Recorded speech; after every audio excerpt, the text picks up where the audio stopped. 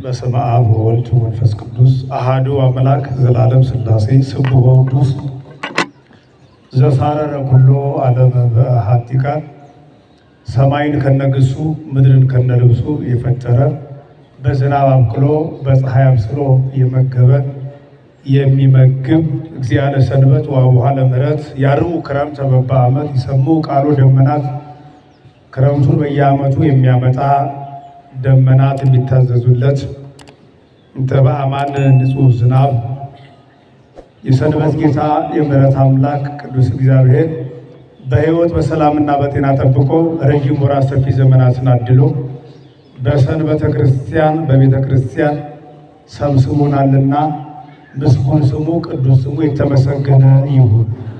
የዚሁ የጥንታዊው የታሪካዊው የነባሩ ቤተ መቅደስ ዋና አስተዳዳሪ መሪ አባታችን መልአከ ገነት መምህር ክብሩ ገብረ ጻድቅ፣ የተከበራችሁ ሊቃውንት፣ የተወደዳችሁ ምዕመናን እንደምን አደራችሁ? ለማደራችሁ ተጠራጥራችኋል? እንደምን አደራችሁ? እንዴት ሰነበታችሁ? እየተቆጣን ሳይቆጣን፣ እያጠፋን ሳያጠፋን፣ እየተበቀልን ሳይበቀለን የቸርነቱን ሥራ የሰራልን ቅዱስ በቅዳሴሁ እኩት በአኮቴቱ ስቡሕ በስብሐቲሁ ያለመከልከል ሰጭ ያለመንፈግ ለጋሽ ስለማይነገር ስጦታው ስለማይከፈል ውለታው የተመሰገነ ይሁን።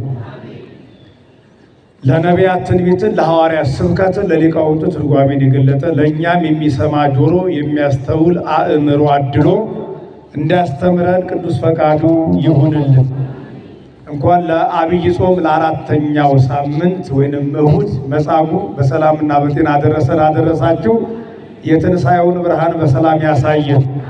የትምህርታችን መነሻ ዑቅ ኢተአብስ ዳግመ ከመ ዘየአኪ እምዝ ኢይርከብከ፣ ዳግመኛ እንዳትበድል ተጠንቀቅ የሚል ይሆናል። ይዛችሁታል? ዑቅ በሉ እስቲ ጮክ በሉ። ዑቅ በሉ። ኢተአብስ ዳግመ ከመ ዘየአኪ እምዝ ኢይርከብከ። ሲመልሱ ሳትሳሳት በሉኝ። እኛ ብቻውን ወጣ። እሺ ደህና አማርኛውን ያዙ። ሁለተኛ እንዳትበድል ተጠንቀቅ። ሁለተኛ ከመበደል እግዚአብሔር ይሰውረን። ይህ ዕለት ወንጌል የምናገኘው በዮሐንስ ወንጌል ምዕራፍ 5 ቁጥር 14 ላይ ከዚህ የሚብስ ከዚህ የጠና በደዌ ሥጋ ታመሃል፣ በደዌ ነፍስ እንዳትታመም፣ አንድ ጊዜ በድልሃል፣ ሁለት ጊዜ እንዳትበድል፣ አንድ ጊዜ ድነሃል፣ ሁለተኛ እንዳትወርቅ እንዳትሰበር፣ ከዚህ የሚብስ እንዳያገኝህ ዳግመኛ ሁለተኛ አትበድል የሚል ከዳኑ በኋላ ከተፈወሱ በኋላ በመጽሐፍ ቅዱስ ቀጭን ማስጠንቀቂያ አስቸኳይ ትእዛዝ የተሰጣቸው ሁለት ሰዎች ናቸው። ከዳኑ በኋላ ማስጠንቀቂያ የተሰጣቸው የዛሬው መጻጉዕና በምንዝርና የተያዘችዋ ሴት በድንጋይ ተቀጥቅጦ ተወግሮ ከመሞት ያዳናት፣ እኔም አልፈርድብሽም ኩሪ በሰላም በሰላም ሂጂ ያላት ዮሐንስ 8:11 ላይ ያለችውና የመጻጉዕና የዚች ሴት ሕይወት ይመሳሰላል። ወእምዝ ዳግመ ኢተአብስ ተብላለች። ዳግመኛ አትበድል ተብላለች። መጻጉዕንም ዳግመኛ ምን አትበል አትበድል ተብሎ ማስጠንቀቂያ ተሰጥቷል። ቅዱስ ያሬድ 8ቱንም ሰናብት ወይንም ሰንበታት ለአገልግሎት አመች ይሆን ዘንድ በድጓው ሰይሟቸዋል። የዛሬውን አራተኛውን ሰንበት መጻጉዕ ብሎ በራሱ በባለ ታሪኩ በመጻጉዕ ሰውዬ ሰይሟል።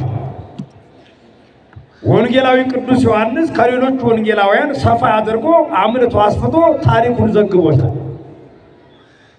ስለዚህ ይህ ዕለት ይህ ሳምንት ከዛሬ ጀምሮ በሽተኞችን ስለማዳኑ መጻጉዓንን ስለመፈወሱ፣ ተአምራት ስለማድረጉ፣ ጎባጣዎቹን ስለማቅናቱ፣ ለምጻሞችን ስለማንጻቱ፣ ስለ መለኮታዊ ማዳኑ ተአምራቱ ይነገራል፣ ይሰበካል፣ ይቀደሳል፣ ይዘመራል። መጻጉዕ ማለት በሽተኛ ማለት ነው። ምን ማለት? አሁን ይህ ሰው እናት አባቱ ባወጡለት ስም አይደለም፣ በትምህርት ቤት ስም አይደለም የወጣለት። 38 ዓመት ሙሉ በደዌ ዳኛ በአልጋ ቁራኛ ተይዞ ስለነበረ ደዌው ሕመሙ ጸንቶበት ስለነበረ ምን ተብሎ ስም ወጣለት? ይህ በሽተኛ የሚል ስም ወጣለት። ከዚህ ሰው ስለዚህ በበሽታ ስሙ ነው የተወጣለት እንጂ የሰፈሩና የተጸውዖ ስሙ አልታወቅም። መጽሐፍ ቅዱስም አልዘገበልንም። በሕመሙ በደዌ ይኖርበት የነበረውን ታሪክ የሚያስታውስ አሁን ሊቃውንቱ ስም 4 አይነት ነው ይላል። እየሰማችሁ ነው? እግረ መንገዱን እንነጋገር ብዬ ስም 4 ነገር ወይንም ጸውዖተ ስም 4 ነው ይላል። የመጀመሪያው የተጸውዖ ስም ይባላል። የምን ስም? ጸውዐ ጠራ፣ የመጠሪያ ስም ማለት ነው። ሙሴ፣ አሮን፣ አብርሃም፣ ይስሐቅ፣ ያዕቆብ፣ አበበ፣ አበበች እንደማለት ነው። መጠሪያ ስም ማለት ነው። ሁለተኛው የተቀብኦ ስም ይባላል። የምን ስም? የተቀብኦ ስም ማለት የሹመት ስም ማለት ነው። እነ ተክለ ሃይማኖት፣ ገብረ መንፈስ ቅዱስ፣ ኪዳነ ምሕረት፣ መድኃኔዓለም፣ ማይቀባ አልፋ ወዘተ እያናበበን የምንጠራው የተቀብኦ ስም ይባላል። ሶስተኛው የግብር ስም ይባላል። የምን ስም? የመጻጉዕን ስም እዚህ ጋር አገኘ ነው ማለት። የግብር ስም ማለት ስራን ሙያን የሚገልጥ ማለት ነው። ለምሳሌ ፓትርያርክ፣ ጳጳስ፣ ሊቀ ጳጳስ እያልን እንወዳለን አይደል? ካህን፣ ዲያቆን፣ አለቃ፣ ጸሐፊ እያልን የምንጠራው ደግሞ ዶክተር፣ ኢንጂነር ብለን የምንጠራው ሙያን የሚገልጥ ስም ይሰጠዋል ማለት። ዶክተር እከሌ፣ ኢንጂነር እከሌ፣ ካህን እከሌ፣ ነቢይ እከሌ ይባላል። እየሰማችሁ ነው? የምን ስም ማለት ነው? ሙያን ስራን የሚገልጥ ስም ይሰጠዋል ማለት። አራተኛውና የመጨረሻው ስም የሚሰጠው የባህሪ ስም ይባላል። የምን ስም? እግዚአብሔር የሚለው የባህሪ ስም የማይቀየር፣ የባህሪ ማለት የማይቀየር ማለት ለማንም የማይሰጥ እግዚአብሔር ለእግዚአብሔር ብቻ የሚሰጥ ማለት የባህሪ ስሙን። ሰው የሚለው ራሱ የባህሪ ስማችን ለሌላ የማይሰጥ፣ ለእንስሳት ለአራዊት የሚሰጥ አይደለም፣ ለመላእክትም የሚሰጥ አይደለም። መላእክት መላእክት ናቸው። አራተኛው እንስሳ የሚለው የእንስሳ ስም መጠሪያ ነው። በዚህ ማንም አይጠራም። የሰው እንስሳ ቢመጣ ሰው ሆኖ የሰው እንስሳ ሆኖ ልብ እንደሌለው ሆነ አይደል የተባለው። ስለዚህ ስም በእንዲህ አይነት ሁኔታ ይወጣል፣ ይሰየማል። ከአራቱ ስሞች ጸውዖተ ስሞች ሶስተኛው ላይ የምናገኘው የግብር ስም ነው። የምን ስም? ስለዚህ የግብር ስሙ መጻጉዕ ተብሎ ተጠርቷል ማለት ነው። ምዕራፍ 5 ቁጥር 1 ላይ ወቦ ውስተ ኢየሩሳሌም ምጥማቃት ዘጵሩጳጥቄ ቅልብትራ፣ በኢየሩሳሌም መጠመቂያ ነበረችልና ታሪኩን ይጀምራል። ምን ነበረ? ምን ነበረ? ቤተ ክርስቲያን ካለ ምን መኖር አለበት? መጠመቂያ። መጠመቂያ ነበረች። ዘጵሩጳጥቄ ማለት ዘፈውስ፣ ዘመስዋዕት፣ ዘጉባኤ፣ ዘአባግ ማለት ነው። የፈውስ ቦታ፣ የጉባኤ ቦታ፣ መስዋዕት የሚሰዋበት ቦታ ማለት ነው። የአባግ የምእመናን ቦታ ማለት ነው።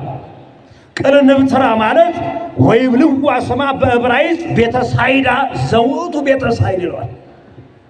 ቅርንብትራ ያለው ወደ ዕብራይስጥ ቋንቋ ሲገለበጥ ቤተ ሳይዳ ማለት ነው። ቤተ ሳይዳ ደግሞ ወደ ግዕዛችን ወደ ሀገራችን ስናመጣው ደግሞ ቤተ ሳይል ማለት ነው። ቤተ ፈውስ ማለት ነው። የፈውስ ቦታ፣ የይቅርታ ቦታ፣ የምሕረት ቦታ፣ የታመሙ ጤና የሚያገኙበት ቦታ ማለት ነው። ገብቷችኋል? ጵሩጳጥቄና ቅርንብትራ ማለት ትርጉሙ ይሄ። ይህንን ካልን ቤተ ሳይል ማለት በራሱ ደግሞ ሊቃውንቱ አሁንም ሲተረጉሙ ወይእቲ ቀላየ አባግ ይላል። ቀላየ አባግ፣ አጸደ አባግ፣ አዘክተ አባግ፣ ምጥማቀ አባግ፣ ምህማሰ አባግ ትባላል። የበጎች ስፍራ፣ በጎች የሚዋኙበት ምእመናን የሚጠመቁበት ቦታ ማለት ነው። ገብቷቸዋል? በጎች ምን የሚሉበት የሚዋኙበት ምእመናን የሚጠመቁበት ማለት ነው። ወባቲ አምስቱ ህዋራት በዚች ቤተሳይዳ በተባለችው ቅልብትራ ፕሮጳጥቄ በተባለችው ቤተሳይድ በዚች በጸበል ስፍራ ላይ ወባቲ አምስቱ ህዋራት 5 እርከን ወይንም ደረጃ መወጣጫ ነበራት። ስንት እርከን? ስንት መወጣጫ ማለት ነው። ልክ እንደዚህ የደከመው ሰው ያንን እያዘ ቀስ ብሎ ይወጣል። በደረጃ ነው የተሰራው። ስንት ነው አልኳቸው? ምስጢር አለው፣ ዝም ብሎ አልተጻፈም። ወባቲ አምስቱ ህዋራት 5 እርከን 5 ደረጃዎች ነበሯት። በዚች ቦታ ላይ 5 የተለያየ ህመም በሽታ ያለባቸው ሰዎች ይተኙ ነበረ። እንደውም እንዲህ ይለዋል፣ ወህየ ይሰክቡ ብዙሃን ድውያን፣ ብዙ ድውያን ይተኛሉ። ድውያን የሚለውን ይተረትረዋል። እውራን፣ የታወሩ፣ አንካሳን፣ መንቀሳቀስ መሄድ መራመድ የተሳናቸው፣ ወይቡሳን፣ የሰለሉ፣ ወጽቡሳን፣ ልምሾ የሆኑ፣ ወጽቡሳን፣ የተድበለበሉ እነዚህ ሁሉ ቤት ይተኙ ነበር። ንገሩት፣ በጸበሉ ቦታ ላይ ይተኙ። እንደውም እንዲህ ይላል፣ ወይ ጸኑ ከተማይ የውሃውን መናወጥ ይጠብቁ ነበረ። ምኑን? በሳምንት አንድ ቀን ቅዳሜ ውሃው ይናወጥ ነበር። ይህንን ማለት ነው፣ ይጠብቁ ነበረ። እስመ መልአከ እግዚአብሔር በጊዜ ይወርድ ውስተ ምጥማቃት ይታወክ ማይ፣ መልአኩ ከሰማይ ወደ ምድር ወደ ጸበሉ ስፍራ በወረደ ጊዜ ውሃው ይናወጥ ነበረ። ምን ይል ነበር?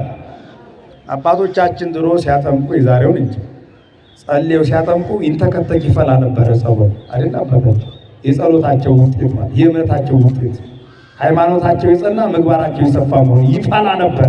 ልክ እንደ ዳዊት ቃርነ መልክ ይፈላ ይንተከተክ ነበር። ይሄ የመላእክትን መውረድ ነው የሚገልጽ። በጸበሉ ስፍራ ላይ መላእክት አሉ።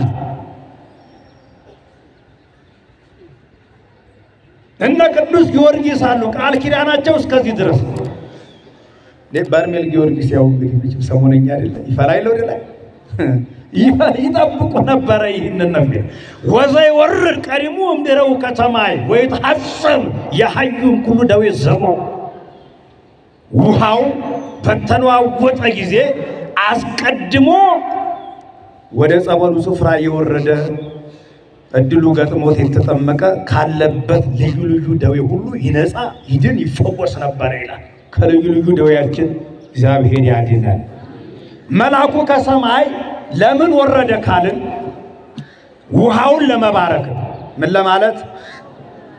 ለቀድሶተ ማያት ለአይርጎሰ መስዋዕት ውሃውን የፈውስ ውሃ ለማድረግ መልአኩ ይወርዳል። ለምንድን ነው ውሃው መልአኩ ሲሆን የሚንተከተከው የሚፈላው የሚናወጠው ካልን መላእክት ረቂቅ አካል ያላቸው መልአኩን ማየት አይቻልም በአይነ ሥጋ።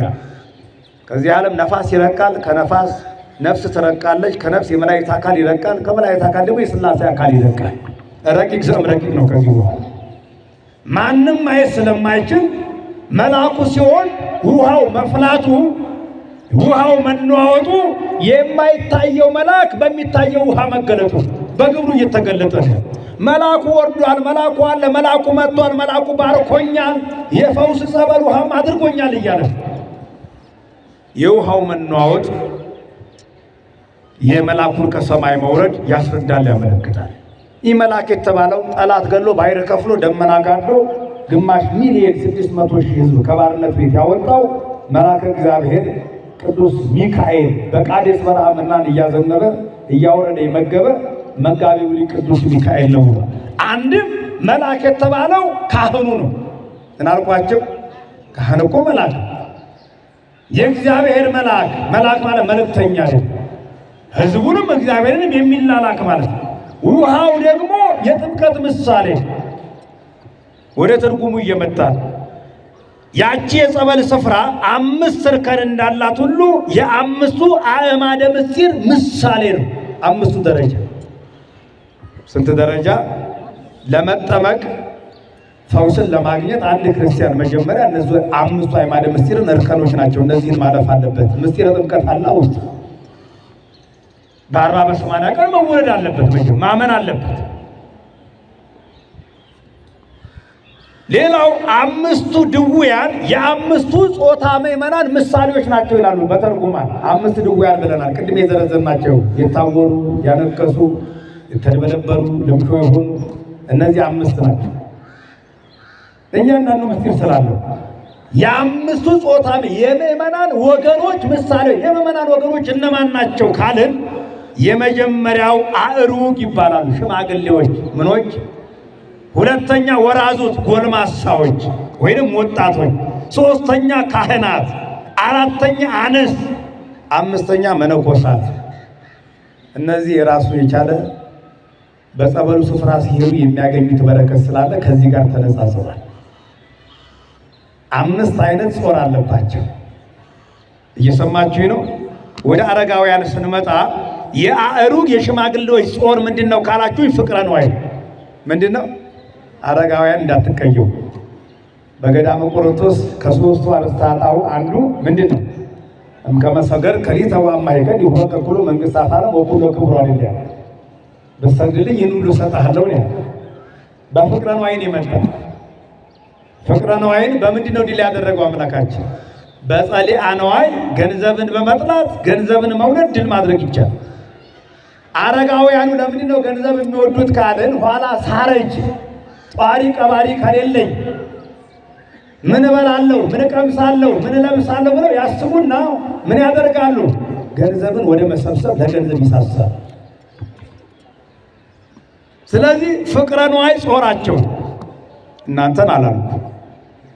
ወደ ጥምቀት መጥተው ሲጠመቁ በጥምቀት ባገኙት ኃይል ድል ይነሱታል። ፍቅረ ነዋይ ከነሱ ይርቃል። አሜን ያርቅል። ገንዘብ መውደድ ከባድ የኃጢአት ስር ነው አይደለም? ገንዘብ መውደድ ወንድሙን አይወድም አይደል? ፈጣሪውንም አይወድም። ፍቅረ ነዋይ የማረከው ልቦና አስቸጋሪ። ከዚህ ይሰውረ።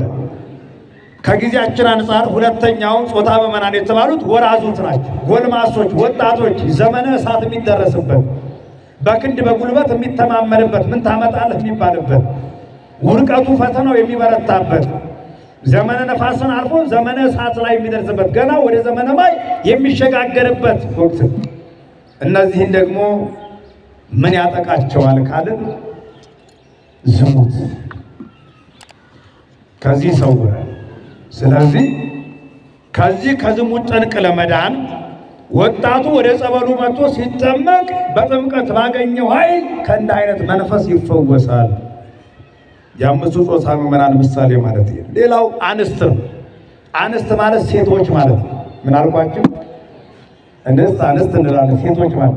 የሴቶች ጾር ደግሞ ምንድነው ካላችሁኝ መንፈሰ ትውዝፍት የሚባል የምንዝርና ጌጥ መኳኳል፣ እግዚአብሔር ከሰጣት ውበት ቁመት የበለጠ መራቀቅ፣ ካላማርኩ በግድ ሰውን ካልጠለፉ ሰውን ካላሳሳቱ እርቃኗን ሆና መውጣት። እንስሳት ጅራት አላቸው። ሰው ዛሬ ለነውሩ ለኃጢአቱ ጅራት ያጣበት ነው። ይሄ ነው መንፈሰ ትውዝፍት።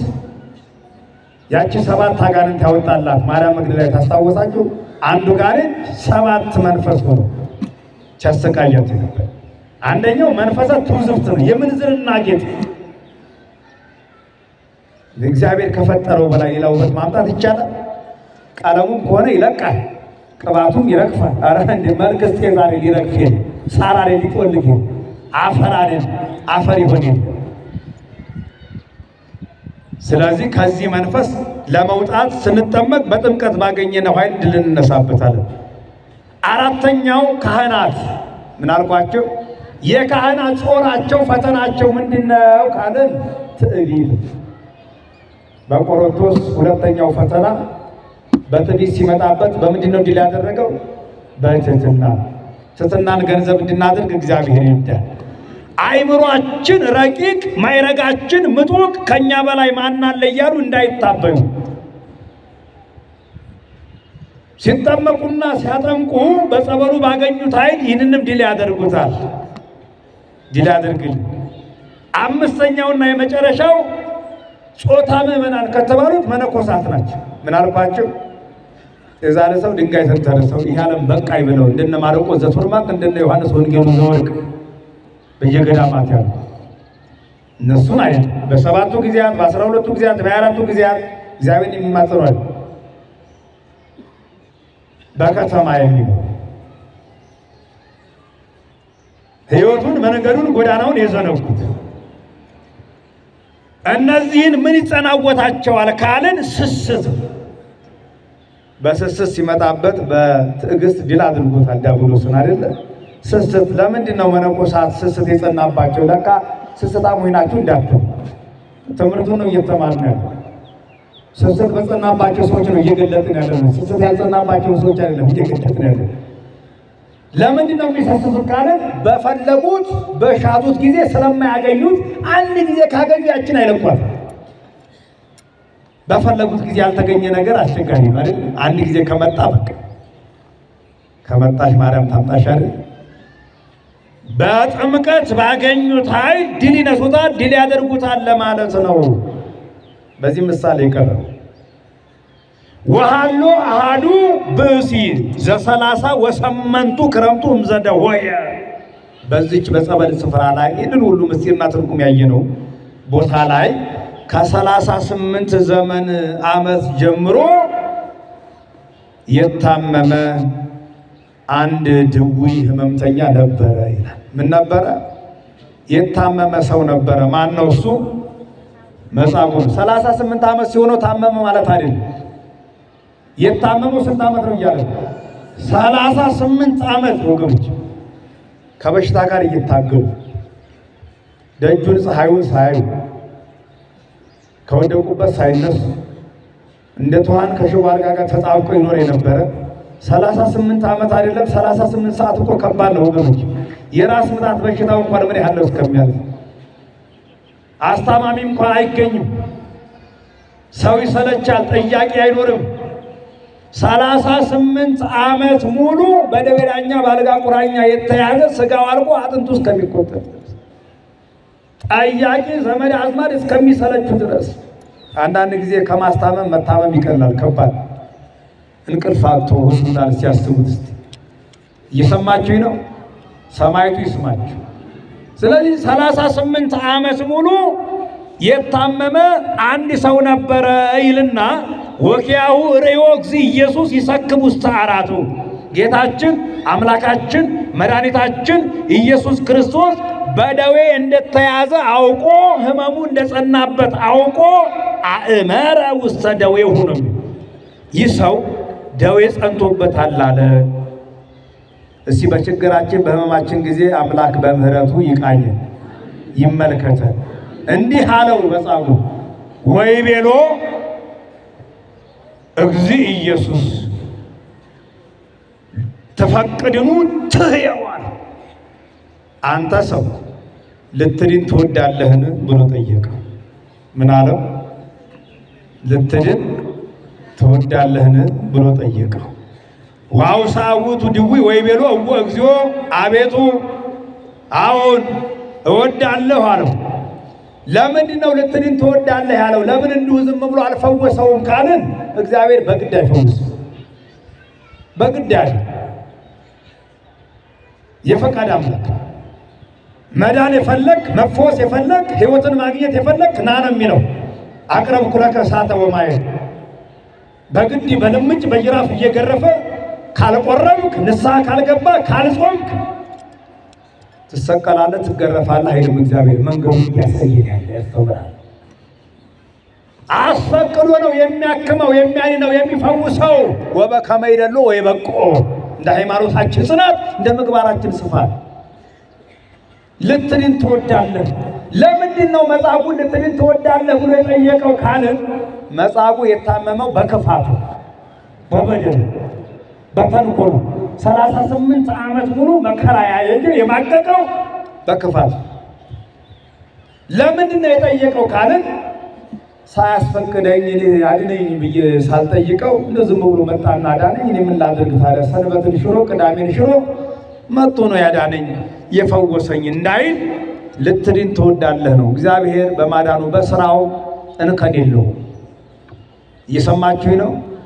እንከን የለው። መሸከም መቻል በምንችለው ነገር መንገድ ሁሉ ነው እግዚአብሔር የሚመራ። የምንችለውን እድል ፋንታ ጽዋ ተርታ ነው እግዚአብሔር የሚሰጥ። በስጦታው መመረር መጸጸት የለም። ስለዚህ መዳን ፈውስ፣ ክርስቲያናዊ ሕይወት በግድ ሳይሆን በውድ ነው። እየሰማችሁ ነው? ፈቅደን ወደን የምናደርገው ሲሆን ነው ድህነቱ የፈውስ የሚሆነው። መጻጉዕ ፈውሰኝ ሳልለው ቅዳሜን ሽሮ ፈወሰኝ እንዳይል ልትድን ትወዳለህ ብሎ ሲጠይቀው ምንድነው መልሱ? አልብየ ሰብእ ከመ ሶበ ይትሐወክ ማይ ያውርደኒ ውስተ ምጥማቃት ወሶበ እመጽእ ባይድ ይቀድመኒ ወሪደ። ውሃው በተናወጠ ጊዜ ወደ ጸበሉ አውርዶ ተሸክሞ ነጥቆ ወደ ጸበሉ የሚጥለኝ ሰው የለኝም አለ። ትክክል ነው መልሱ። ግን አነጋገሩ ጤነኛ አይደለም። ልትድን ትወዳለህ አለ። አዎ እወዳለሁ ካለ በኋላ እባክህ አድነኝ ፈውሰኝ ብሎ ማልቀስ ማንባት ሲገባው አቤቱታ ማቅረብ ጀመረ። የተንኮለኛ አነጋገር ሪፖርት ማቅረብ ጀመረ። ይሄን ሁሉ ዓመት የማቀቁት እንዲያልኩት ዘመዶቼ ቤተሰቦቼ ትተውኝ ሄደው ሰው አጥቻለሁ። አሁን ሰው ቢያጣ እስከዚህ ድረስ ይኖር ነበር። መጻጉዕን መውቀስ አይደለም ወገኖቼ። አሁን ይሄ ሁላችንም እግዚአብሔር እያለ መድኃኔዓለም እያለ ሰማይቱ እያለ ድንግል ማርያም እናታችን ቤተክርስቲያን ደስታችን እያለኝ ሰው የለኝም፣ ረዳት የለኝም፣ ጠያቂ የለኝም፣ ጧሪ ቀባሪ የለኝም፣ አሳዳጊ የለኝም እንላለን። እንጀራ ለማግኘት ስራ ለማግኘት ሰው የለኝም እንላለን። ሰውን ለማዳን ሰው የሆነው እግዚአብሔር እያለ ባሕርየ ሰብን ለማዳን በስጋ ተገልጧል። በዚህ ምድር ላይ ሰውን ቢያጣ እግዚአብሔር ሰው ሆኗል። ሰውን ለማዳን ሰው የሆነው አምላክ ፊቱ እያለ ሰው የለኝም ብሎ አቤቱታ ማቅረብ። እያንዳንዳችን ህይወት ላይ ያለ ህይወት ምስጋናችን ላይ፣ ጸሎታችን ላይ፣ ጾማችን ላይ እንዲህ አይነት አቤቱታ እናቀርባለን። እንደውም የለማ እግዚአብሔር ይላል። እግዚአብሔርም አለ። እግዚአብሔር ባይኖር ነፋሳት ይነፍሳሉ፣ ዝናማት ይዘንባል፣ ይመሻል፣ ይነጋል። እግዚአብሔር አለ። እኛ ግን ምናልባት አለን የለን የሚለውን ቆም ብለን ማሰቡ። በምግባር በሃይማኖት አለን ወይ? በጾም በጸሎት በአምልኮቱ ጸንተን በፍቅር አለን ወይ? ራሳችን ጠይቀው። እግዚአብሔርም አለ፣ ስራውን እየሰራ ነው ያለው። እግዚአብሔር ስራውን ካቆመ እኮ እኛ ምን ቆማለን? ቀጥ ነው። ምንድን መተንፈስ አንችልም። ስለዚህ ሰው የለኝም ብሎ ያቀረበበት ምክንያት ከሚከተሉት አንዱን ከአምስት ገበያ አንዱን ጎልማሳ ወጠምቻ ያዝልኛል፣ እንደው ነጥቆ ወርውሮ ወደ ጸበሉ ያወርደኛል። ቢያዩ የ30 ዓመት ጎልማሳ ነው። ኮነ ብእሴ የ30 ዓመት ጎልማሳ ሆነ አይደል የሚለው ጸሎት ሃይማኖት። እንደው በክንዱ ወርውሮ ወዳው ከና አልጋዬ ወደ ጸበሉ አውርዶ ያድነኛል እፈወሳለሁ ብሎ ነው። በመብለጥለጥ አይሆን። እንደ አይነት ካልኩሌት ተሰርቶ የሚደረግ እምነት የለም። እየሰማችሁ ነው? ይሁንልኝ ይደረግልኝ በማለት ነው። በዘዴ አይሆን። እዚህ ሄጄ ዛውጥቼ እንደዚህ ሆኜ ጸበል ሄጄ እንደዚህ ሆኖ አይሆን። ሃይማኖታችን የጸና ምግባራችን የሰፋ መሆን አለበት። ስለዚህ መጨረሻ ላይ ኢየሱስ ክርስቶስ ወይቤሎ እግዚእ ኢየሱስ ተንሥእ ወንሥእ ዓራተከ ወሁር፣ መጻጉዕ አልጋህን ተሸከምና ሂዳ። ምንን ተሸከምና? 38 ዓመት ሙሉ በበሽታ የደቀቀ ጀርባና ክንድና እጅ እንዴት ነው አልጋውን የተሸከመችው? አልጋውን መሸከም እንዴት ይችላል? ይችላል አይችልም? እግዚአብሔር እስቲ የጤናውን አልጋ ያሸክምን፣ የሰላሙን አልጋ ወይ መይት ሮቶ አይደለ የጤናውን አልጋ ይመልስልን። አልጋህን ተሸከምና ሂድ ማለቱ የመጀመሪያው እንግዲህ የአልጋውን ወሮታ መለሳ፣ የተሸከመችው አልጋውን ተሸከማት። ሁለተኛው አልጋውን ተሸክሞ መሄዱ መጻጉዕ የምስጢረ ትንሣኤ ሙታን ምስጢር ነው፣ ትምህርት ነው፣ ምሳሌ ነው። አልጋውን ተሸክሞ መሄዱ ከወደቀበት አልጋ መነሳቱ እኛም በመቃብር ፈርሰን በስብሰን እንደማንቀር በአዲስ አካል በኃይል ይዘራ በድካም ወይትነሳ በኃይል፣ በድካም ተዘርተን በኃይል እንነሳለን። ይዘራ በሐሳር ወይትነሳ በክብር፣ በጉስቁልና በሰቆቃው እንዘራለን፣ በኃይል በክብር እንነሳለን። ይህንን ምስጢር የሚገልጽ ነው። ሌላው አልጋህን ተሸክመ ሂድ ማለቱ ምትሃት እንዳይደለ ለማስረዳት። ምን እንዳይደለ ተአምራቱን ለመግለጽ። አሁን ይሄ የተአምራት ፈውስ የማስመሰል ፈውስ መቼም እፈውሳለሁ አድናለሁ ባይው ብዙ ቅጠል ማሹ ስር በጣሹ ብዙ እንደምታዩ አድናለሁ ሲያድን ግን አይታይም። ስለዚህ እውነተኛ ፈውስ ከሆነ የእግዚአብሔር ማዳን ፈውስ ከሆነ በሚዳሰስ በሚታይ በሚጨበጥ ነገር ይገለጣል። የወደቀው የታመመው መጻጉዕ አልጋውን ተሸክሞ ሲሄድ እውነት ነው እውነት አይደለም? እውን ነው አይደለ? የታመነ ነው። አይሁድ ክፎች ስለሆኑ በመታት አዳነው እንዳይሉ አልጋህን ተሸከምና ተመላለስ። የጤናውን የሰላሙን አልጋ ተሸክሞ መጻጉዕ መጓዝ ቻለ። ክብር ምስጋና ይግባው። ክፎች አይሁድ ከሰው ሕይወት ይልቅ ለቅዳሜ የሚቆረቆሩ ስለሆኑ ያዳነ የፈወሰ ማን ነው የተመሰገነ ይሁን ብለው እግዚአብሔርን ማመስገን ሲገባቸው ሰንበታችንን ቅዳሜን ሽሮ አንተን ፈውሶ ከአልጋ አንስቶ አልጋ ያሸከመ ማን ነው? ያዳነ ያ ሰው ማን ነው? ቶሎ ነገርናል። መቼም ምቀኛው አይጣልም እኮ እግዚአብሔር ላዳነ ሕይወትን ለቀየረ አይድንም የተባለውን ሰው ስላዳነ ተስፋ ተቆርጦበት የሞት ሪፈር ተጽፎ ከአቅሜ በላይ ነው ብሎ ዶክተሩ እውነተኛው ዶክተር ክርስቶስ አክሞት አድኖት እግዚአብሔርን ከማመስገን ይልቅ ይሞታል ብለን ነበር። ይሄ ሰው ተረፈንላል። ሰው ቢሞት ምን እንጠቀማል?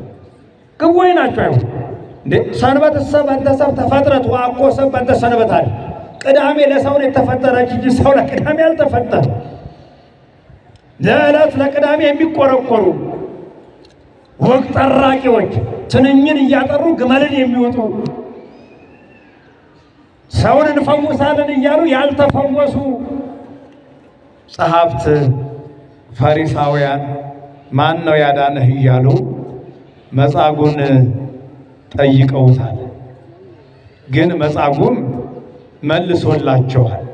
እንግዲህ መጻጉዕ 38 ዓመት ሙሉ በደዌው የታመመው በምኑ ነው ያልኳችሁ? እየሰማችሁ ነው? በምኑ ነው የታመመው? በክፋቱ ነው፣ በኃጢአቱ ነው፣ በበደሉ ነው፣ በተንኮል። አንዳንድ ጊዜ ለካ የኃጢአት በሽታ ይመጣል፣ የክፋት በሽታ ይመጣል፣ የመክሰፍት በሽታ ይመጣል። መጠንቀቅ። መተርጉማኑ እንደ ደዌያቱን ጠቅለል አድርገው በአራት ይገልጡታል። መቼም በሽታ ተዘርዝሮ አልቅ። አንድ በሽታ እንደው ሲራሴን እንደው ትንሽ ልታከም ብለን ሄደን አንድ ዶክተር ብንሄድ እንደው ወደ 100 አይነት በሽታ ተነግሮ ልትመጣ ትችላለህ። የበሽታው አይነት መቼም ስፋቱ ብዛቱ አይጣል። እንደው በዋናነት ግን ብለው ሊቃውንቱ እንደው አራት አድርገው ከፍለውታል። ስንት አልኳቸው? ደዌ ዘንጽ የመጀመሪያው ነው። ሁለተኛው ደዌ ዘመክሰፍት፣ ሶስተኛው ደዌ ዘእሴት፣ አራተኛው ደዌ ዘኃጢአት ብለው በእነዚህ በአራት ምክንያቶች ደዌ ይመጣል። እነዚህን መለየት ግን ያስፈልጋል። የመጀመሪያው ደዌ ዘንጽ ይባላል። ንጽ ማለት የንጽህና የቅድስናን ዋጋ የሚያሰጥ ክብር በክብር ላይ ክብርን የሚያሰጥ በሽታ ማለት እንደነ ጢሞቴዎስ እንደነ ቅዱስ ጳውሎስ ወቆልኩዎሙ ለሕሙማን ከመ እርብሖሙ ለሕሙማን ሳይታመም እንደታመሙት ከታመሙት ጋር ሆኖ የታመሙትን ፈውሷል፣ አድኗል ሐዋርያ። ይሄ ለሱ ክብር ነበር፣ ዋጋ ነበር። ወገኖች ከታመመው ጋር መታመም፣ ካዘነው ጋር ማዘን፣ ምስለ ዘይትፌሳ ተፈስሑ ወምስለ ዘይበኪ ብክዩ ከሚያለቅሰው ጋር ማልቀስ፣ ስርየተ ኃጢአት ተስፋ መንግሥተ ሰማያትን አጥቶ አዝኖ ተክዞ ከሚያነባው ጋር ማነባት ማልቀስ፣ ከተቸገረው ጋር መቸገር ክብርን ያሰጣል። ህዳጠ ወይነ ትወስድ በእንተ ሕማመ ከብድከ ወበእንተ ደዌከ ዘዘልፍ። የሆድ ቁርጠት ነበረበት ይላል ጢሞቴዎስ። ጥቂት ወይን ታዲያ ቀመስ አድርግ፣ ብዙ አይደለም ያለው፣ ጥቂት ወይን ቀመስ አድርጋ። አሁን ሲያመን እንደምሽ መድኃኒቱ ምናምን ቆረጥ አድርገን እንደምንጠጣ ይሄ ወይኑ ይሄ የታሸገው አይደለም። ይሄ ናላ የሚያዞረው የሚበጠብጠው በሽታን የሚያመጣው አይደለም። ጥቂት ወይን ቅመስ ነው ያለው። መድኃኒት ናት፣ ለመድኃኒት ትንሽ መቅመስ ነው እንጂ ለስካር አይደለም። ይሄ የንጽህና በሽታ ይባላል። የታመመውን መርዳት፣ ለታመመው መድረስ። የወንድማችን ህመም የኛ ህመም ከሆነ ዋጋ የምናገኝበት የመጀመሪያው ይሄ ነው፣ ደዌ ዘንጽ። ሁለተኛው ደዌ ዘእሴት ይባላል። አሰ የሰጠ ከፈለ። ዘእሴት ማለት ዋጋ ያለው ሽልማት ያለው ማለት ወርየ ኢዮብ ደቂቆ ወደቂቀ ደቂቁ ኢዮብ በአንድ ጀንበር ልጆቹን አጣ፣ ሀብቱን አጣ፣ ውበቱን አጣ። ከራስ ፀጉሩ እስከ እግሩ ጥፍር ድረስ በደዌ ተመታ። ይሄ ግን ሽልማቱ ነበር፣ ዋጋ ነበር። በአንዲት ነገር እንኳን እግዚአብሔርን አላማረም። እግዚአብሔር ሰጠ፣ እግዚአብሔር ነሳ። ሚስቱ እንኳን ልታሳስተው ብትሞክር አንቺ ሰነፍ ነሽ፣ እግዚአብሔር ሰጠ፣ እግዚአብሔር ነሳ። ውበት የእግዚአብሔር ነው፣ አካል የእግዚአብሔር ነው፣ ሀብት ንብረት የእግዚአብሔር ነው። እግዚአብሔር መተካት ይችላል፣ መመለስ ይችላል፣ ዋጋን መክፈል ይችላል ያለ ወሰማዕክሙ ትዕግሥቶ ለኢዮብ ያለ ቅዱስ ያዕቆብ። ለዚህ ትዕግሥተኛው ኢዮብን ሰምታችሁታል። እኛ እንደው ትንሽ ሕመም ስትመጣ መቼም አይጣል ስናማርረው እግዚአብሔር ትንሽ ቁርጥማት ስትመጣ እንደው ትንሽ አይናችንን ጆሮአችን የሆነ ነገር ትንሽ ከመጣ በቃ እንዲያርገኝ ነው አቤቷና። አንዳንድ ጊዜ ለበጎ ለሽልማት ሊሆን ይችላል። በይበልጥ በክርስትና ሕይወት በመንፈሳዊ ሕይወት ስለ ቤተ ክርስቲያን መታመም፣ ስለ ሃይማኖት መታመም፣ ስለ ጾም ጸሎት መታመም ብዙ ዋጋ የሚያሰጥ ደዌ ሊሆን ይችላል። ተስፋ ልንቆርጥ አይገባም፣ ልናማረረው አይገባም። ስለዚህ ደዌ ዘእሴት የሚባለው ሽልማት ዋጋ ያለው ሰማያዊ ክብርን ዋጋን የሚያሰጥ በሽታ። ሶስተኛው ደዌ ዘመቅሰፍት ይባላል።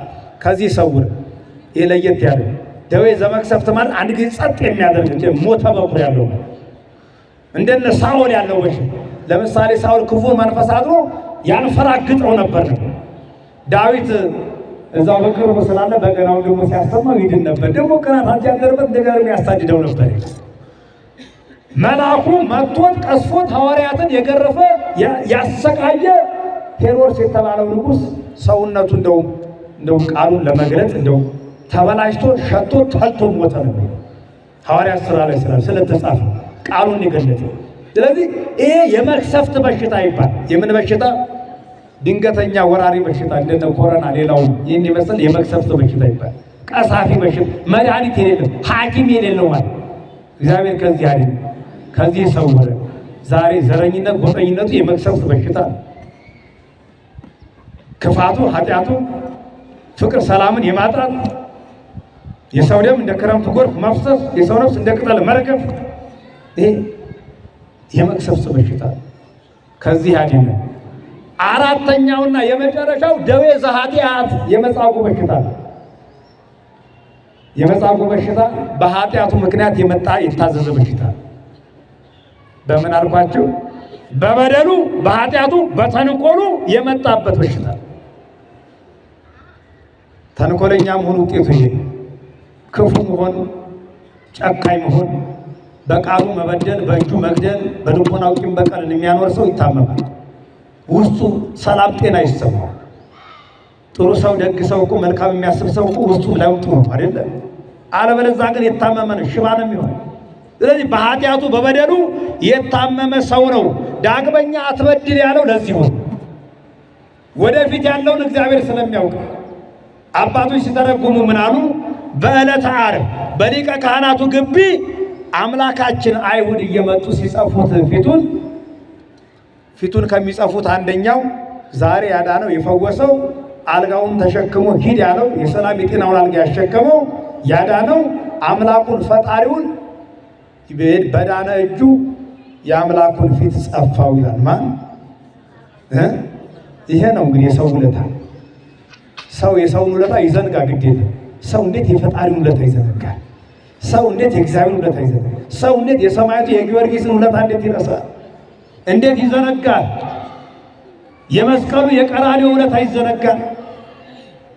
የበላበትን እጅ የሚነክስ የበላበትን የሚገለብጥ ትውልድ በእጁን አመጣና በጥፊ መታው ይላል። ዳግመኛ አትበድል ከዚህ የሚበልጥ እንዳያገኝ በስጋው ነበር የታመመው፣ አሁን ግን በነፍሱ ታመመ። የዳነው እጁ ደረቀ፣ ያድርቀው ሰለለ። የበሩ አይኖቹ ሁለቱም አይኖቹ ድርግም አሉ። እንግዲህ እግዚአብሔር ያደረገልን ውለታ፣ ምሕረት፣ ቸርነት፣ ፈውስ ማናስታውስና ምን ዘነጋ ከሆነ የተደረገልን ነገር የማናስብ ከሆነ መጨረሻው ከኃጢአት ወደ ኃጢአት መረማመድ ይሄ መጨረሻ። እጁ ደረቀ፣ ሰውነቱ ደረቀ፣ አይኑ ታወረ ነው። ደዌ ስጋው ወደ ደዌ ነፍስነት ተቀየረ። ወደ ህመሙ ተመለሰ። ድኖ ተፈውሶ እንደገና ከመሰበር ከመታመም እግዚአብሔር ይሰውር። ዳግመኛ አትበዲ የተባለችዋም ሴት ዮሐንስ 8 ላይ ያለችው ሐሙስ ማታ 3 ሰዓት ላይ አይሁድ ኢየሱስ ክርስቶስን ለመስቀል ለመቸንከር ሲያፈላልጉ ቦታውን ሲያዩ ደቀ መዛሙርቱን የሚያስቀጽልባት በማኅተወ ጽጌ በፓናት ይላል። ማንም የማያውቃት ቦታ ነው። ይቺ ሴት ታዲያ ሊሰቅሉ ሊቸነክሩት ሾተልና ጎራዴ ይዘው አይሁድ መጥተው ሲያፈላልጉ ይቺ ሴት አገኟት። ተመልከቱ፣ ያዳናትን ዮሐንስ 8 ላይ ያለበት ከሳሾችሽ ወዴት አሉ ያላት፣ አንቺ ካልፈረድሽ እኔም አልፈርድሽም ዋን ሰይኩን እንደቂ ሁሪቱ በሰላም ያላት፣ በሰላም ግቢ ያላት ሴት፣ ያዳናት ሴት፣ ከክስ ከሞት ከመከራ ያዳናት ሴት፣ ነፃ ያወጣት ሴት አሁን እዚህ ጋር ተገልብጣ ክፉ ሆና ጨካኝ ሆና ያዳናትን መድኃኔዓለም አምላኳን ለማሰቀል ለማስገደል ለማስቸንከር ዳግመኛ አትበዲ ብሎኛል። በአፌ ብናገር ሊሰማኝ ይችላል። ስለዚህ በኃይሌ ጠቀስ አድርጌ ያለበትን ቦታ ልንገርና ላስይዘው አለች። የት ነው ያለው አሏት። በዓይኗ ጠቀስ አደረገችና ወደዛ አካባቢ ነው አለች። አይሁድ ሄደው ኢየሱስ ክርስቶስን ያዙት ይላል። ዳግመኛ ምን አትበይ ተብላ ነበር? አልበደለችም፣ አልተሳሳተችም። ድንጋይ ሆና ቀረች። ድንጋይ ከመሆን ያለ ታዲያ ከዚህ በላይ በደል ከዚህ በላይ ተው ያለን ድንጋይ ሆና እስከ ዕለተ ምጽአት ድረስ ድንጋይ ሆና ትኖራለች። እንጠቅልለው ወገኖች፣ ዛሬ ዓለም መጻጉዕ ሆና፣ ዛሬ ህይወታችን መጻጉዕ ሆና፣ አኗኗራችን ኑሯችን መጻጉዕ ሆና፣ ዛሬ ከጤናው ይልቅ በሽታው በዛ። ይፈልጠኛል፣ ይቆርጠኛል፣ ያመኛል የሚለው ብዙ ነው። መኖሪያው ሆስፒታል ሆነ፣ መኖሪያው ጸበል ቤት ሆነ፣ ምግቡ የፈረንጅ ቆሎ ኪኒን ሆነ። ኧረ እንመለስ።